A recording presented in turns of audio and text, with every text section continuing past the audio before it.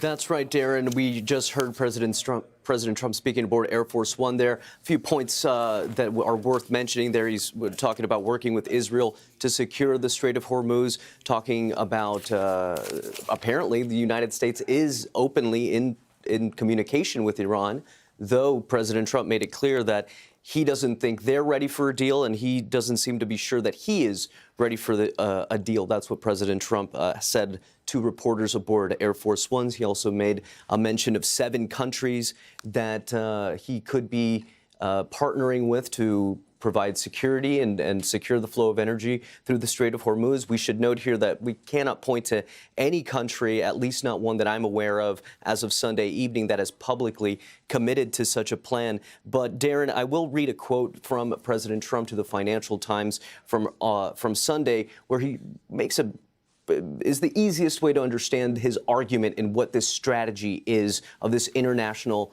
coalition to protect or to secure the Strait of Hormuz. President Trump says it's only appropriate that people who are the beneficiaries of the strait will help to make sure that nothing bad happens there, pointing out that Europe and China depend on Gulf oil far more than the United States. Now, Trump warns here if there's no response or if it's a negative response, I think will be very bad.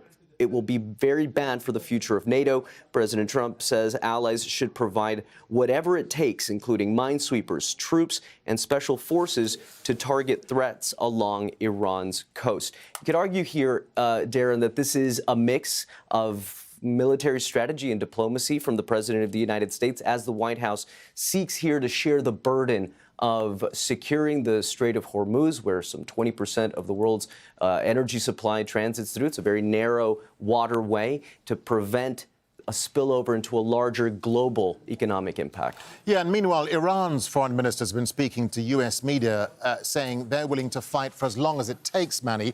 What does all of this mean, then, for the White House's timeline for the war?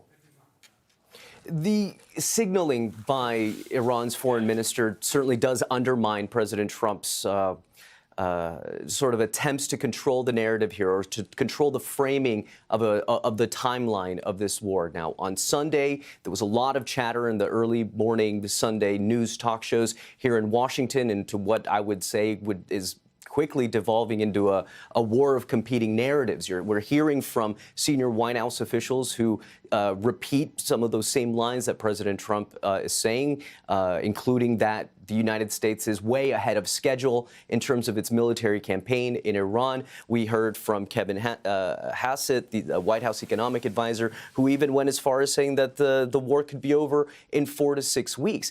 Very different than what we're hearing from political pundits, what we're hearing from military analysts here in Washington, who say that the American public needs to read between the lines, that Iran is doubling down, changing strategy into what could very well be a war of attrition, essentially as a strategy of endurance here, dragging this conflict out politically, dragging it out economically, forcing Washington into a scenario where diplomats could essentially have to find a diplomatic off-ramp to this conflict. All right, Manuel Rappler, live for us there in Washington, D.C. Manuel, thank you. Let's bring in Mohammed Val. He's in the Iranian capital, Tehran, for us. So, Mohammed, what more are you hearing there from the Iranians on who can use the Strait of Hormuz? Yes, Darren, the Iranians are very clear about this situation. Their narrative is that the Strait of Hormuz is not even closed. It's closed only to hostile powers, basically the United States and Israel and any other country that is allied to them and helping them in this war. So instead of the initial reports that Iran is closing the Strait of Hormuz completely, now they are making it very clear that it is not closed. And I think the intention there on the part of Iranian is that to attack and to undermine the narrative, the American narrative about the need for a global coalition of forces to fight Iran, to force Iran to open the strait. So Iran is saying, no, it's open. There is no need for China, for other countries to come with their warships. I'm just reading between the lines here about the Iranian narrative.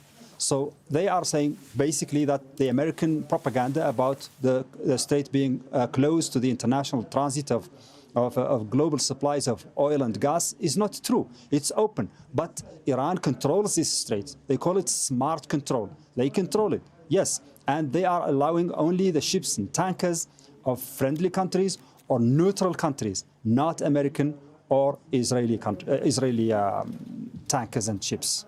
Yeah, and Mohammed, the French President Emmanuel Macron posted earlier that he spoke with Iran's President Masoud Pezeshkian.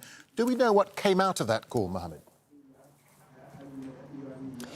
Yeah, Darren, we heard more about this conversation from the French side than from the Iranian side. The French said that Macron has urged Iran to stop attacking neighboring countries in the Gulf region, particularly the civilian infrastructure and civilian facilities and so on. But on the Iranian side, we know that the Iranians are talking about no need negotiations, no need for a ceasefire, no need for mediation. So probably Iranians are trying to say that, I mean, these are initiatives taken probably by France, by other countries. They mentioned Russia and China over the last couple of days. And the Iranians are inside their country. They are defending themselves. And they are listening to everyone who is trying to get in touch